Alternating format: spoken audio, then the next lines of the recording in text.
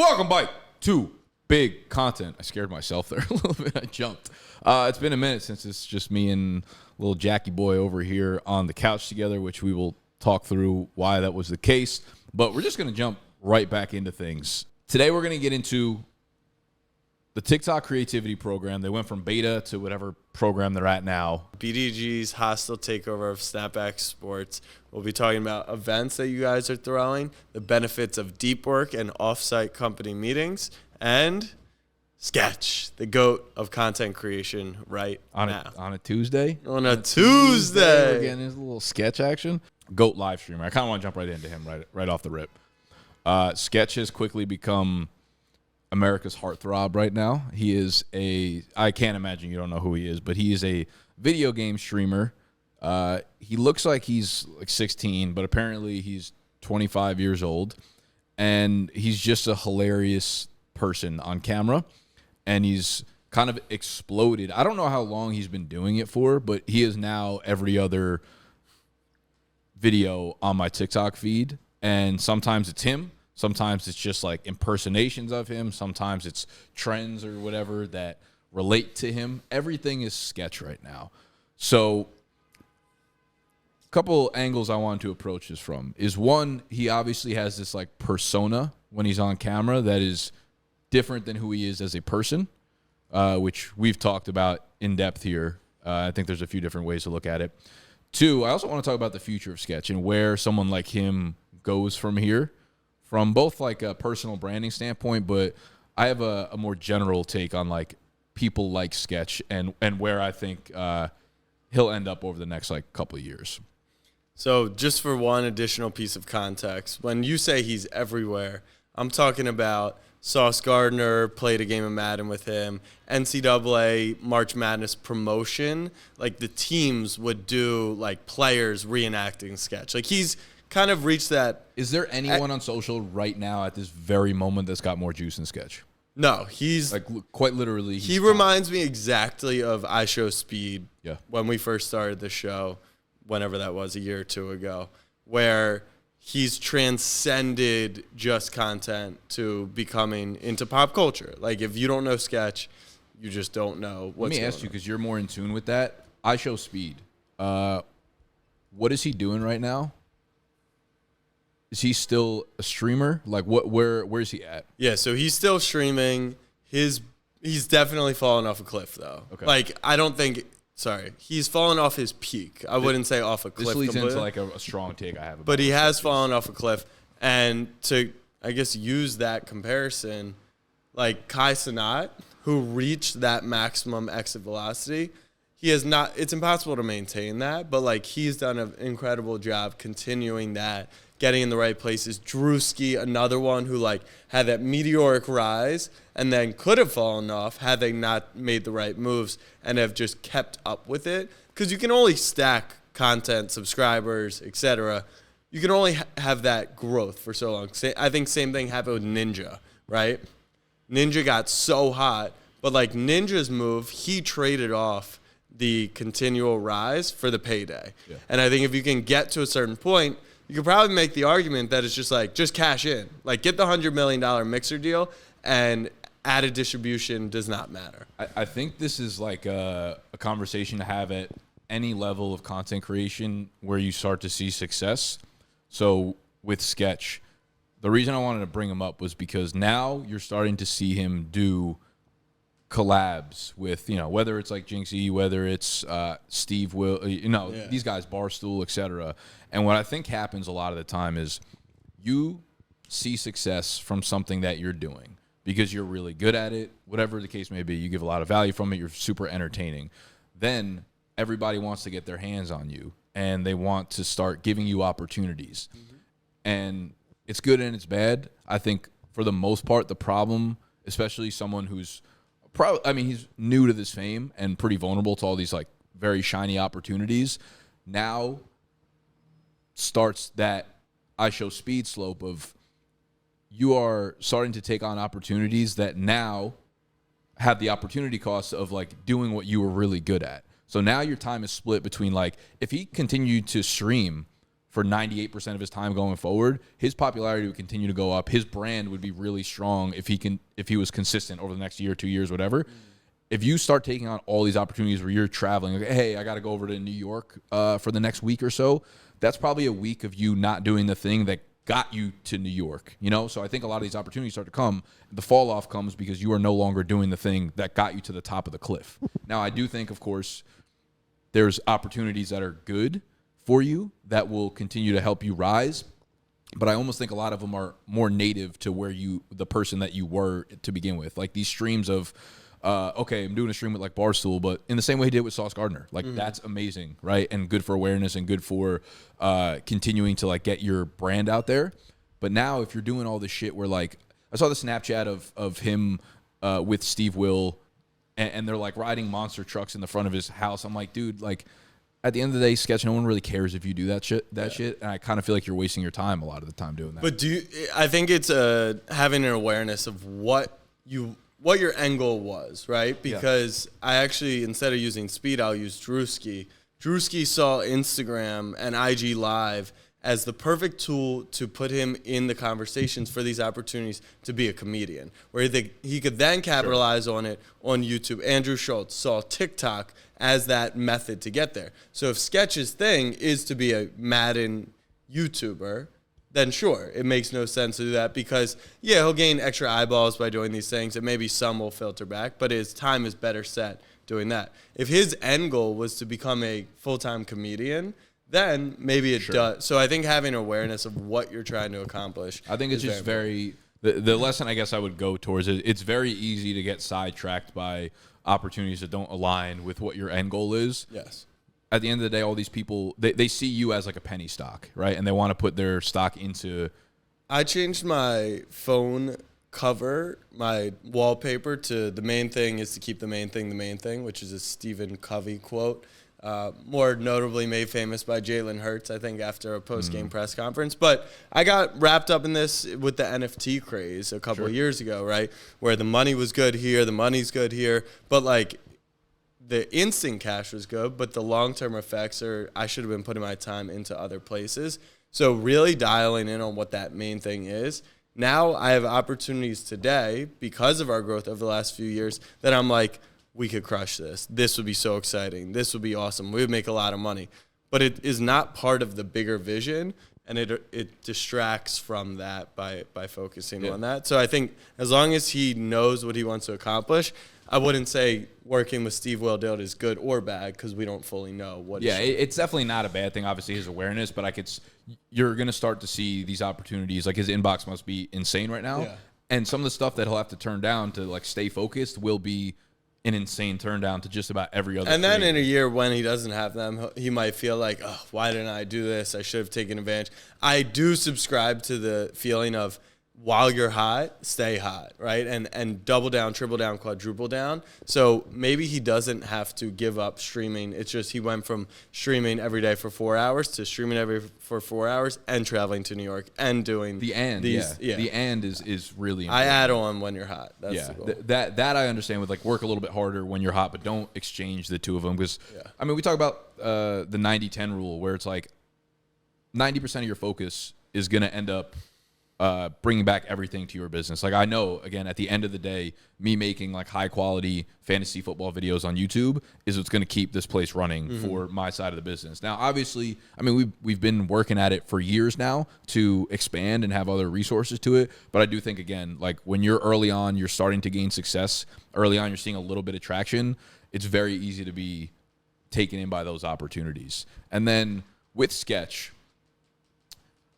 I'm curious to see how this plays out because I think he's in a really vulnerable position with coming to a meteoric rise through TikTok in that these types of people, like you can't really find anyone who does not like Sketch, right? Like he is on that path right now. With that also comes pretty much most people don't know it, but almost all of like TikTok right now would love for him to do some really fucked up shit to try to tear him down. Yeah. So I'm nervous for him as like a younger kid that like he's in a really vulnerable spot where he makes one slip up and the entire internet is going to change their tune on him. And we see this all the time. Like America and TikTok builds people up in the hopes that they could tear them down. You know, and I think that's any industry.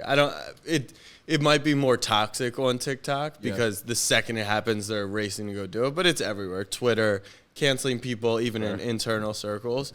I hear you. I think he's ironically got a little bit of a defense because it did happen to iShowSpeed where like he was saying some stuff and it finally turned people. But because it was his character, it was kind of accepted. I also think because of his character, options like Kick and some of these other companies that aren't as brand safe have created a little bit of a safety net for, you know, less corporatized people. And then content monetization, like the platforms and especially TikTok now with the free speech being what will be their biggest talking point when they go into, you know, legal disputes over whether they should be banned here. Like if he's not doing anything insane, like that bar has actually come down for people, which I think is, you can argue whether it's positive or not. Yes, people will. They would love to cancel him. Like my gut instinct when his character was kind of revealed that it was a character was that exactly. We should talk about that because Sketch's online persona, he came to fame like very quickly, very recently, and you know him from his streaming persona, which is like really nerdy. He wears glasses. He's constantly like looking in and out, and a lot of the things he does, like you would assume he has autism off the rip, like and no way around it, right? That is how he acts on camera. 98% that's of the time. intent he's acting with, right? And that's like, I think that's why you fall in love with him at first. You're like, holy fuck, he's so naturally funny, and he's like showing that even with autism, like you could, you know, pull this off. And then he's done a few interviews recently, Barstool, etc., where they sit him down on camera on like a normal podcast like this, and his voice is completely different. He is like a very normal 25-year-old kid, where it's kind of alarming that it goes to that point, and that's where I'm honestly surprised that he's already like kind of pushed through the fact that like his. I think there's a little bit of a content genius there, right? When you can deflect things and initial things, there's probably some prowess there. It reminds me of Bobby Altoff, like her bit and her character. It wasn't like sketches, but the first time she was discovered, like people assumed, but it's not until the first piece of content that comes out where it's not that character that you're like, oh, they're a fraud. Yeah. Oh, they're faking it the whole time, which is kind of ironic because in a movie, in a show, there's no issue with being a character. But on social, if you're not your authentic self, there is. So I do think that is a little right? Like I think it's maybe because as a creator, you're talking to the audience. So they feel like you should be talking with them as a person, whereas like on TV show, you're talking to the person in the TV show with you. But what about in a play? In a play, when you're talking to the audience, I mean, you're not really talking to the audience. Like I've been to Broadway shows where there's no one. It's like you're on the stage talking. Okay, what about when you go to Disney World and the mascot is dressed up and whatever, the character is dressed up, like they're talking to the audience. My point is, maybe this is just a moment in time where these characters are early, and I could see characters becoming a thing. I can social. too. I think the mascot. It feels like the line is crossed because of like the autism part of it, where it feels like you feel like he has something wrong with him mentally, and you're like, it's weird that and he's taking advantage of that. Yeah, like if you're in a movie and you're playing someone with Down syndrome, understood, like actors do that kind of thing, but like. The streaming things still feel like if you got on camera and started acting like you had Down syndrome, I would be like, Jack, you don't do that. Right. You got to like put a disclaimer because that's the thing. It's kind of left up for debate and it's not clear. When in a movie, he walks the line. Yes, he toes the line for sure. I think there is actually a bigger takeaway here for the smaller creator, which is what we obviously always want to speak to. This is not uncommon to have this kind of decision process at every step of your career. And I was just listening to Jesser, who went on Colin and Samir. Jesser's got 20 million YouTube subscribers. And he was talking about how every 10 million subscriber YouTuber, when he was a little smaller, had a team and a warehouse. And he would go see that. And he realized that was the path. He also grew up in this hype house with other 2K creators. And I don't want to say he left them in the dust, but like, he went like that, and they kind of stalled out, although they came from the exact same place. You could argue it's his content, but really what I think it is the reinvestment. Like Sketch's next 4 things need to be hiring a team to create more content. It's what Kai Cenat did. It's what Drewski did, right? He didn't stop making content. So as he's sitting courtside, involved in the NBA dunk contest, involved in commercials, NBA All-Star Weekend, it's because he builds up a team around him, builds up more verticals, builds up more brands. It's exactly what we've done, right? Yeah. We could have stayed at this level, cashed in our checks. It begs the question, though, at what point have you given yourself the runway to do that? Because like we've talked about the Nelk podcast, right? Full Send, where it's like that content it's so bad, but right now they exist because they're just like, oh, they're Nelk. Yeah, I guess I'm not even saying expanding to new verticals. Yeah. I'm saying reinvesting, right? Like the first reinvestment I did was into Alex, right? Where I hired someone who was going to bring me more brand deals. Yeah. Where I could have done brand deals on my own and I could have maximized like just what I could do on my own. But then you bring in, right, your first employee. And that's like how you scale a business. So I think for a creator, it doesn't have to be like, let's say you're making $400 a week on YouTube. Well, if that $400 a week could go to another YouTube editor to just make your own content better, it's just the idea of investing back into yourself. A lot of it also goes, main thing is the main thing, where it's like you have to reinvest along that exactly line. Yeah. So speaking of TikTok in itself, now they, for what seems like the 4th time over the last like calendar month, rebranded their creator program. It went from beta to creator rewards, and they kind of like hyped up a little bit of this launch about how they're going to incentivize obviously longer videos, which they've been kind of on that precipice for a while, how it's going to get everybody more views and going to pay creators more money and whatnot. And us, I will say, we switched over. I think it took place on like March 17th or 18th. We haven't seen any sort of increase in monetary or funds. Decrease. It's been, I would say we're closer to a decrease than we are an increase. And is that just once this change? I spoke to a couple people on TikTok who had their CPM drop over the last few months or so. Yeah. Has yours been as consistent from when we were originally talking about it? Like first originally? Yeah. No. When we first started and we were like hitting it. It was what, like $1 something? It was like $1.09. We're at like 63 cents right Okay, now. so it's down. It's dropped 70%. For sure. We've dropped significantly. That's not all from just this changeover. But what I did find kind of interesting is they had this screen that they showed us that said your weekly video view booster report is ready. So basically with this program is what they're saying is if you have videos that are over a minute, we are going to boost them and we're going to give you more views than you would have normally had. So you'll see this chart. It'll be like, hey, this is what your videos normally got. We gave you an extra like 30, 40,000 views on the video. And I'm like, I don't believe you, to be honest with you, because all the videos end up with the same view counts that we had normally had up to when they just swapped over this creativity program. I'm also seeing in the Big Content Discord, which if you're not in there, you could join, a couple people are talking about how like their RPMs just sunk right around the time that this stuff started happening. So I don't know what they're doing. I guess my main point or like my just disappointment is like, okay, it's just another thing that they're like, this is happening for creators. We're putting more money into it. And it's like, we are like the ideal creator for you. Every single day we're putting out 2 to 3 videos that are, 3 to 7 minutes long. People are watching, keeping people on the platform. Out of them, watch it. Nothing, no sort of boost. Like if anything, if we looked at a linear line of when we started doing that to now, it's like that. Yeah. So I don't really know what to say about this. I feel like the big takeaway is what we've always said on the show, which is rely on them. You just can't rely on them. It's great, but this is where you kind of keep the main thing. You should continue to build out trivia content, but if the only reliant was the creativity fund, that would be a bad move. Yeah. So where are you at monthly? Because I feel like your cadence has gone up. It's on here. I somewhere. Can't. So this is the last month, $4,000.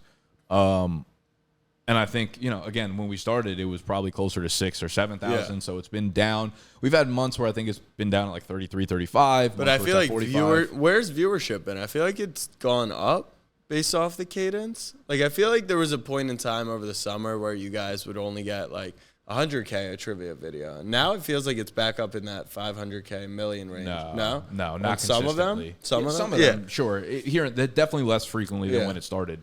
I would say no. Like I think if we put out 10 trivias, I would say like 4 to 5 of them probably land at like $1.50. Okay. And maybe a few higher than that. But like overall, yeah, I mean, it's just getting more and more saturated. There are definitely more like trivia accounts. There are more people that just eventually get bored of it, like that kind of thing. Yeah. I'm not too worried about the longevity of it. But again, it goes back to the point of this had always been a concern of mine where I was like, I don't believe this. These numbers are so high, they don't make sense to me at all. But we did launch a Snapchat. I know. I heard. We'll get to the hostile takeover in a minute. I'm curious about YouTube. What have you seen over the same time period? Now, remember, football-centric brand. Football season is August through. It's obviously not super reliant on it, but I think people are more keen to watch football during football season. YouTube's back to like it's like normal YouTube growth. Yeah. Like you got to work for the fucking subs that you get, kind of thing. Got it. Okay. So like when we started out, right, we had like the 30,000 subs within like a month or two. Yeah. But that was a lot just feeding from TikTok, right? That's what I'm saying. Yeah. It's like we kind of like blew that up from the rip, and now I think we're gonna hit 40K in like maybe today. Actually, Nice. we're about to hit 40K, but it's like back to the. But what about viewership and AdSense? Has that maintained? AdSense has pretty much stayed the same, which is nice. Viewership has declined a little bit. Okay. I'm thinking partly maybe it's because we have the vlogs on the channel, so like new subscribers to trivia might be less interested in seeing it. Yeah. Overall, just I think there's probably just a little bit of. How's that compared to TikTok for revenue purposes? Revenue on AdSense is probably like 7K still around there. So that one's still a really good money driver for us. We're still putting a lot of attention to it, but the subscriber growth has dropped down.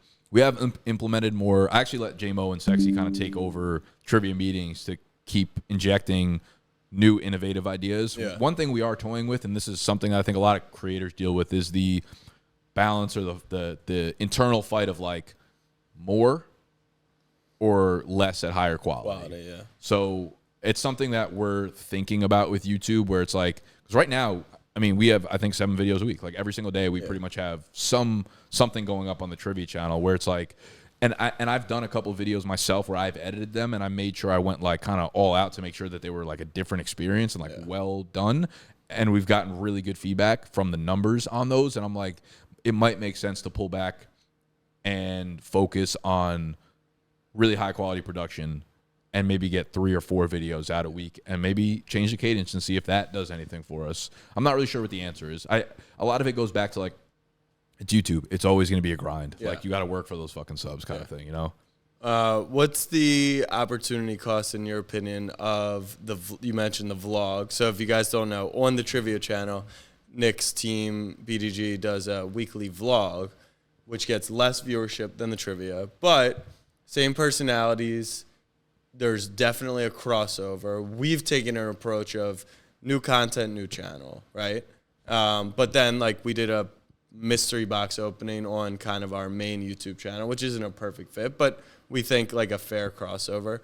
What do you think the opportunity cost is, knowing if you start a new channel, the first vlog's getting 1,000 views and you're not getting up to 20K views for a very long time, right? Barstool is at 20K views on a bad vlog and they've got millions of subs. So but I haven't even seriously considered moving the vlogs over at all. I think it would have to get to the point where we have maybe 200,000 subs on trivia and those are all getting 60 to 70K views per video and the vlogs are down at like 7K, 4K, 3K or something like that.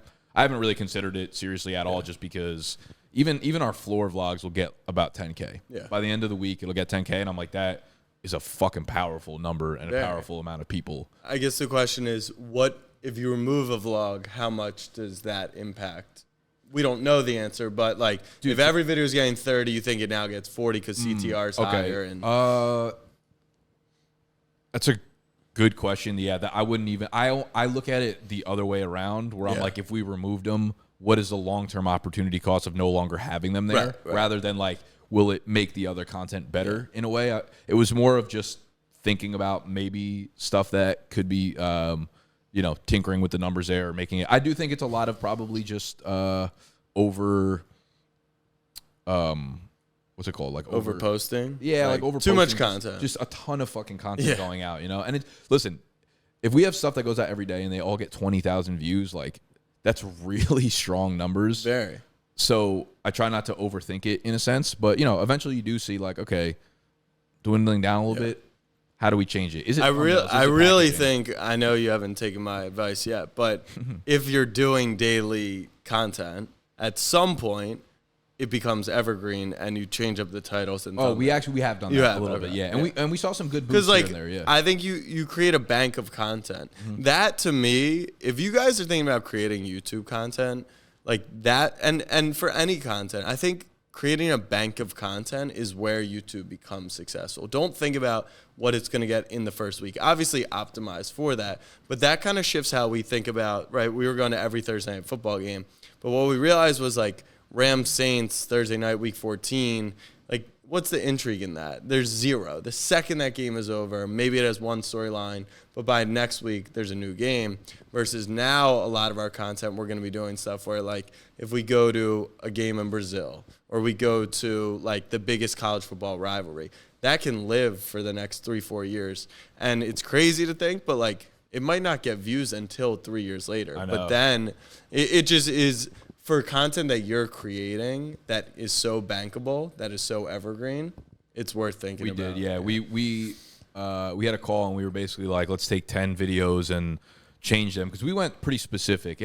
Our channel was so brand heavy that doing shit like Gut takes down J-Mo in trivia and it would get like 40,000 views, and I'm like, that's not real life. Normally on YouTube, that's not going to work. I feel like I'm going to just quote the Jesser stuff, but he literally said, do you know Patty Galloway? Yeah. It's like one of the best YouTube experts ever.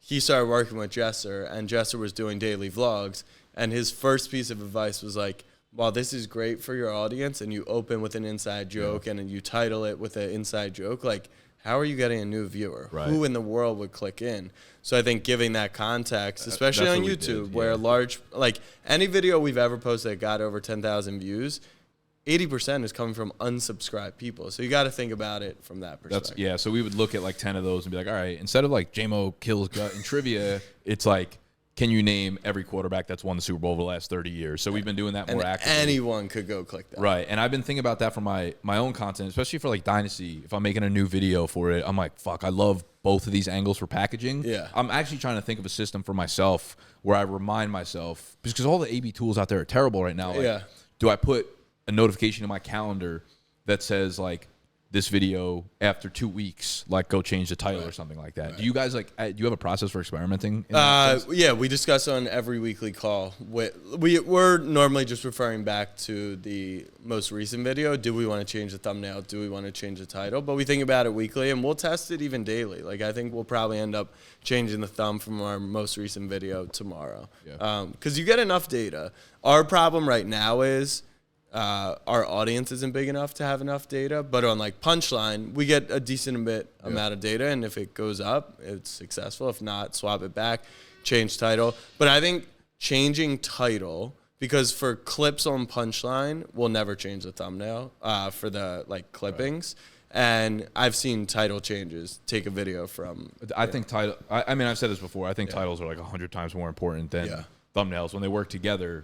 Obviously, it's super, super powerful, but I think the changing of the titles can go a super long way, and it's a really easy fix. You like the longer I've been in this game, it's like usually the simpler approach is the correct approach on most things. What's not simple is just big content in general, figuring out a game plan, figuring out the future for this, figuring out where we wanted to take this. Obviously, if you're watching this now, it's the first time that we've had an episode out since we've been in the office. That's a couple months at this point, right? 2-3 months. And I think when we sat down in the old office to discuss like what is the future of big content, I don't know that we ever necessarily like had a super defined goal with what this was. And I think both of us like talking about the subject, so it was fine that we did that. I think there's always going to be that internal monologue with yourself, like, how do we make this bigger? How do we make this better? How do we, help accomplish goals that we want out of this overall? So we got in here, and I mean, you were traveling all the time, and our schedule got a little hectic, which is not a good excuse to not continue this going whatsoever. But I think we kind of came to like maybe a little bit of an identity crisis. Maybe I'm speaking for myself here, but we were like, do we just continue me and Jack? Do we start bringing on guests here? And if we do bring on guests, are they all just like creators that we like that we could just talk about, the creator economy, whatever? Are they extremely defined guests where it's like this person's an expert in XYZ? The other thing was like I wanted to make my own solo content, but I was like, how does that fit into the plan of what we're doing here? And then I wanted to do that for a little while. I did. And then I started making a lot of content with our new Dynasty Fantasy Football channel, and a lot of the vlogs, started to become a consistent thing. And then I found less of an urge to want to make it. And I've always looked at this type of content as stuff that I do because I want to. It's an outlet. So as soon as I started to feel pressure of, now you got to do 2 videos a week yourself. Now you and Jack have to do this, and now you have to find guests, and now you have to like make sure that you're posting your individual stuff on, on YouTube and on LinkedIn and on Twitter. I'm like, holy fuck, I just created a whole new job for myself out of something that I'm supposed to really love doing.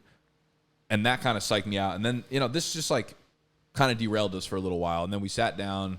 Our producer Will was like, let's get our shit together. Let's meet up. Let's talk it out. Let's vent a little bit.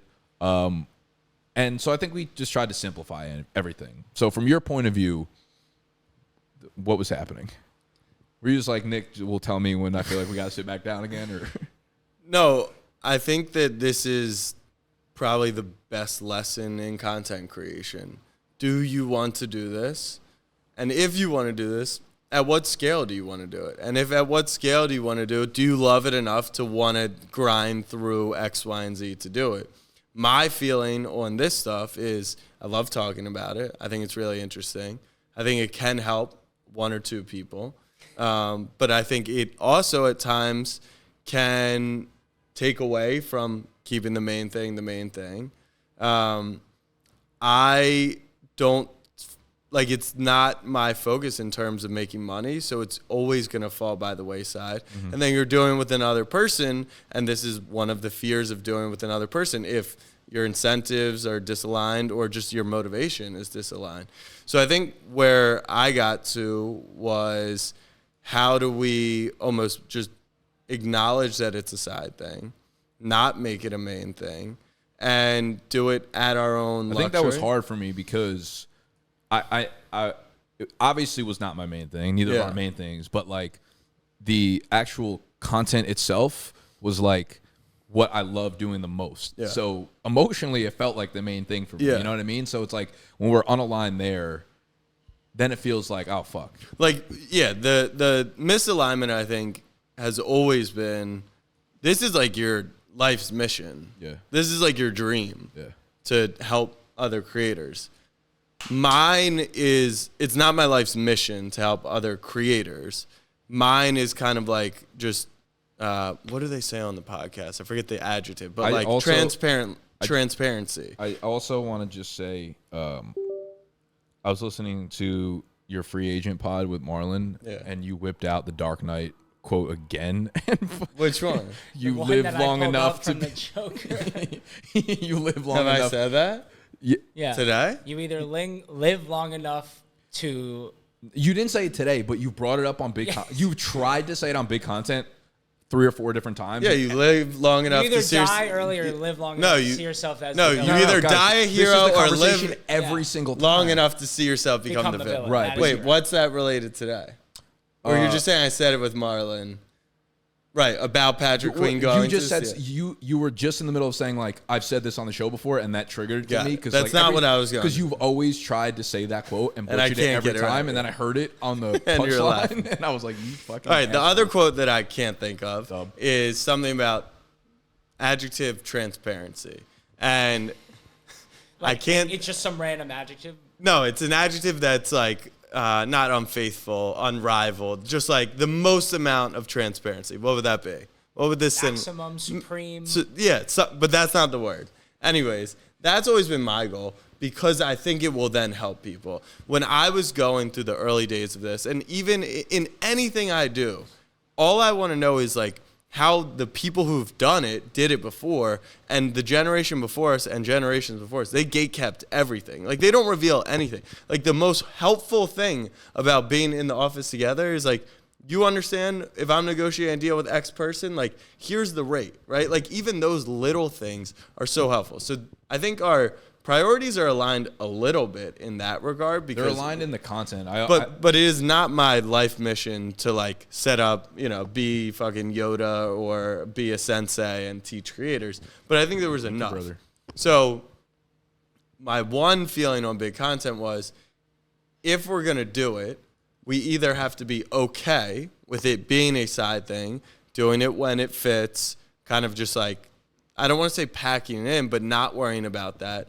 Or if we're going to do it seriously, we're just screaming into an abyss and we're not accomplishing anything that we're doing.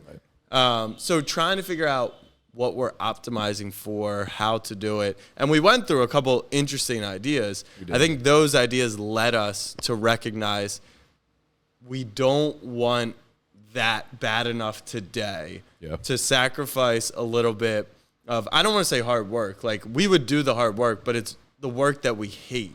There's times when I'm like, man, I work so hard at some things, and there's like, this is something that I feel so passionately about, but I'm just like, why am I not doing this? And it makes me a little bit nervous about just other things. So I'm like, what if this starts happening in this direction of life? And maybe it's because the stakes aren't high enough for me, but I'm like, that's how any great creator gets made, is like the stakes are never high at the beginning because you have nothing. It's like you just have to want it so bad that you're going to push past all the bullshit. I'm like, I'm not doing that right now. Like, how the fuck do I expect to get to a certain level if I'm not willing to push myself to levels that you don't know are fucking there right now? And that kind of fucked with me a little bit. And then I think a lot of it, we've talked about the packaging of these shows and stuff where it's like I'm okay talking about this stuff every single week for an hour out of the week because it's what I love doing. But then it's like, if we're going to put it out there, I do think there's a floor of like, let's think through the thumbnails and the titles. Yeah. And I felt like a lot of that ended up being kind of thrown back on me where I'm like, I want to make this happen so badly. But I was like, we're not meeting halfway or 33%, whatever the fucking, makeup of it is, where I'm fine going back to like thinking about this as hopefully we could help a very small group of people. But at that time, like, I think we could do both the right way. You know what I mean? Mm-hmm. So I think where we're at right now is we're back to doing these once a week pretty much. I will try to do individual videos when I feel like doing that. I think putting less pressure on myself to do that, because I was like, I'll do 2 a week, and then they'll be like 30 minutes each. And then as soon as I was like, I don't have time for it this week, then I felt like, it's like when people like try to start a diet and they're like, I went like 400 calories over my limit, might as well just like fuck the whole thing kind of up. It's like that. It was like that mentality for me with content, which again kind of scared me because that's never really been the thing that's held me back before. So it's a new problem that I'm approaching as a creator, which I'm thankful when these problems arise, because it does make me a more well-rounded creator and it makes me smarter going through problems that I haven't encountered before. But I think we're good doing it once a week, and I think we're going to try to find a more templated version of what we're doing for thumbnails and have the clips going up so people can find exactly what they're looking for, because we've always been a relatively scattered show in terms of like the topics that we're covering, which I think is okay, and I think it's fine. It's fun for us because it's just a conversation that flows. But I do think from a subscriber standpoint, I've heard this from friends of mine, I've heard this from people in the industry, it's just like I never really know like where the show is going to go. It's good, but it could also be bad because maybe half the shit doesn't relate to me. Like, I know people who are just smaller creators that want to know about like fucking YouTube thumbnails, don't give a shit about sketch, and I think breaking it up into different little topics and videos is going to be super helpful going forward. Yeah. Optimization. I've always pushed that. That doesn't mean cheating the algorithm, but definitely optimizing for the playing field. And it's really just meeting your people where they are. Yeah. Like, Alex's girlfriend just launched a business today called Moments by Kara. How much ecky you got? I got no eck for this plug. But it was really interesting because in her initial posting of what she does, it's like, I do birthdays, I do bachelor parties, I do whatever. And that's great to kind of give the Instagram account some, content that people can kind of view and get a pulse on. But I would almost like be so hyper specific and less. I think a lot of the times in marketing, we worry too much about like hitting more people versus hitting someone directly. And like, I don't need birthday or baby shower or all these other things. But like, if she had posted 3 months ago, like, I'll plan your bachelor party in this city, I would have been like, oh, then, you just need one to get the train rolling. Then, I mean, that's just the optimization of like our clips. Right now, we're just posting, hey, we talk about content, when in reality, we need to be posting for people like Will about Sketch the software, for people like you, Sketch the creator, and I think you can hit both. Yeah. So we'll continue to take a well-rounded approach, but try to bubble it down for the people that are looking for specific things out there. One last thing I kind of wanted to cover is we're throwing 2 live events within the next like 4 to 5 months. One is going to be, we're doing a combine, right? An internal combine, like the NFL combine, running the 40 vertical jumps, all that kind of shit at a park. And it's going to be like, it's like 2 weeks from now. And the cool part about it is that Underdog is sponsoring the event, and you're literally going to be able to put money on the highers and lowers on our 40 times, on our vert jumps, on their app, which is cool as shit. The other live event that we're doing is we're throwing a trivia event at a bar that's nearby here. We're going to sell tickets to it. We have 6 teams coming together for like a tournament, and we're going to have a lot of fans in the place, and it's going to be like a pretty intense event. It's already been pretty intense for me organizing the entire thing. And it's something that I couldn't have really imagined like a year ago. And one thing I have learned the more that we've been in this industry, or just fucking in life in general, is like every single thing is possible and negotiable. Like at the end of the other side of the phone is just a human being making a decision. There are so few things in the world that are actually strictly the thing that they are proposed as.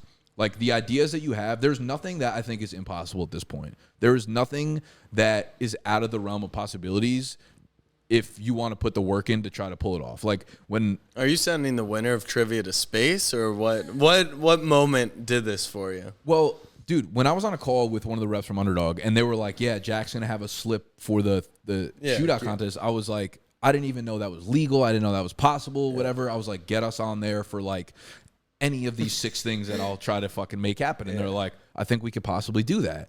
And I'm thinking like, there's just so little innovation in a lot of spaces, and I think the reason is because people have not seen people do it, and they feel like they need to have seen a structure of how things are done before they go after it. Yeah. And it's more so if you can see it. I know this is like so cliche, but if you could see it in your head, I promise you, almost everything in this life is negotiable, and you could ask for more, and you can ask for different, and you can ask for directions that you have never gone down before, that person that you are talking to has never gone down before, and more often than not, they are willing to listen. Like, there's just so many examples. I think you got to be able to hear no a lot, because even if your brain's on that wavelength, 99% of the people you're talking to are going to hear no, we can't do that. No, it's never. We can't do that. Why? But like, my favorite example of this is Uber. We went from a time where you said, put your kid in someone random's car. Yeah. That was like the biggest no ever. Now it is the recommended way. Like, don't take candy from a stranger. It's like, I'll get in an Uber. It's like, you got Jolly Ranchers. I'm eating 6 of them. Exactly. Right now. You know what I mean? It's like, yeah, dude. Like the world changes that way, and most people are scared to approach something innovative. I think where we're at as a company, like, I genuinely am like, if we're going to launch a project, there's literally not a single seed of doubt in my mind about it failing or succeeding. It's like, this is going to get done because we have control over it, and we have the work ethic to make it happen. Unless you tell me it's not legally possible, I think we can make anything else happen. With the right people and the right money. And the right money, yeah. The league, yeah, but like that's a self-limiting thing. Yeah. It doesn't mean it's not accurate, like today, but in the future, I just know that, like, I heard a great quote that was like, your goals should embarrass you to say out loud. Yeah. And I'm like, holy fuck. I know a lot of people that are scared to say things out loud. Like, I've had conversations with Jameson in my office where he's like, I want to, and then he'll stop and I'll be like, it sounds stupid. I'm like, no. If it sounds stupid, like, you're going down the right direction there. And there are a lot of people who just cut themselves off there because they'll only limit their beliefs to something that they've seen someone else do and then maybe tack a little bit else onto it. And I think you just have to think so far past that, because in reality, you are just a few conversations, you are a few hours of work, you are like just a few things away from being able to genuinely fucking accomplish anything you want to. So, I mean, with the live trivia or with the live events, like, those are 2 examples of where I'm like, a year ago you asked me about that, I'm like, don't think that's possible. Yeah. Like, of course it's possible. Just do the fucking work. Yeah. You know? That's like the Nike brainstorm that I've shared before, right? 100%. Where like they literally push you above to make you look like an idiot because then you're gonna come down to here. I mean, I always laugh about our company valuation. Like the first time someone ever asked me, would I sell for X amount? It's like that number 5 years ago is what we'll do in revenue in half a year. Yeah. Like it's just, but I would have never thought. And now the number I write in my journal every day, I'm sure in a few years that will also go up. Yeah. So write a number in your journal every day that you would sell your company for. yeah, That's actually insane. I love that. That's psychotic behavior. Tell me when to stop. What was the number? Well, it's not. It's not that I would sell at. It's what I think the value. Like I write, we are building a blank $100,000 million company called Snapback Sports, and that's what I think it's. What's it called? Not an affirmation, but Manifestation. There's some in my journal. It's one of those. I think it's an affirmation. Yeah. Is it? Yeah, the daily affirmation, whatever. Yeah, and that number's doubled since I've started writing in the journal a couple years ago. Yeah. I mean, it's something that I think I brought up with you when you were starting the podcast with Marlon. I was like, I think any new venture should label itself as the first or the best of whatever it's getting into. And like you said before, like the more specific, I think the better you'll the dollar amount on it ends in 023. So like it's not like $1 million. It's $1,023 because when you just put a general number out there, you kind of just lob it it's out just like there. a buzzword. Yeah. When you put a specific number, and my genuine belief is when we come to the table, when that moment happens, So in we all will your negotiate negotiation- at that number. Is that what you did? Huh? Is that what you No, did? this is just for the like if we sold it to someone 100%, I mean, I'm done. I feel like all of your negotiations now have to have that. They number at the probably end. should have that Yeah. number. Yeah. Like put your money. But where your like fucking that mouth is. becomes a talking point, and it's the manifestation. So when you sit down in that boardroom or probably on a Zoom call, it's like no, I'm starting to think of like, no, we're not picking a number. Like here's the number. We also and when have to try something like this. I think between our companies, like what is the point? What is the point like of getting? me, like you buying us or No. Like us thinking is that of, the hostile us thinking takeover? of something crazy that only we could do Oh, and be yeah. the first to do it. And just like there's literally nothing I genuinely believe between our two companies that we couldn't pull off if we just like in 8 months let's try to do this. I think my favorite one would be like Texas, Georgia. I think there's a lot of really good momentum. That's something we could for do that. cool, but that's been no. done. But I'm saying like I think we. Not I think. I'm like fairly confident we could get Colt McCoy there, right? Through Underdog. And like that's where I've limited the coolest thing being. So like, should we try and 10x what that is and fuck Colt McCoy and we get Vince Young? Like brother. I'm thinking like what's a project like that's never been done before that we could do. And the hard part about it a lot of the times is actually coming up with it. Yeah. You know, and I think we should try. Like, if we look back on 2 years and be like, damn, we didn't really like do anything like super innovative or something crazy, I feel like we're gonna kind of regret that a little bit. At least like try to do something. So I think that's something we should think about. okay. I have a meeting tomorrow that's in that realm that I had not thought of. So maybe we'll discuss, and that'll just lead to a thought starter. Go. It's not for your people's ears though. I guess we'll leave the hostile takeover stuff for next episode. Well, thank you guys for hopping back into big content. Good. We're still live. Everything's still running. I was saying maybe tell them to like, subscribe. Yeah. You're always at the very end of the show. Like, If you've made subscribe. it 55 minutes into big content, please subscribe.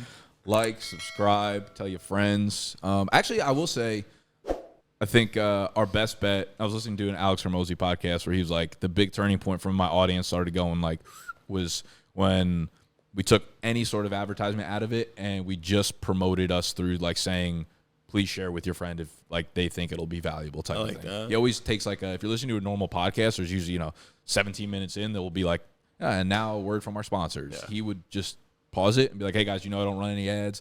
Like the only thing I ask for you is like share it with friends or family that you think would find it helpful, which I think we gotta nail. Right. Maybe we do it in the first half next time. First half, second half, as long as we win the game. It don't matter. Shout out Caitlin Clark. What a game last night. You think She's I'm a not? baller. You think I'm not in tune?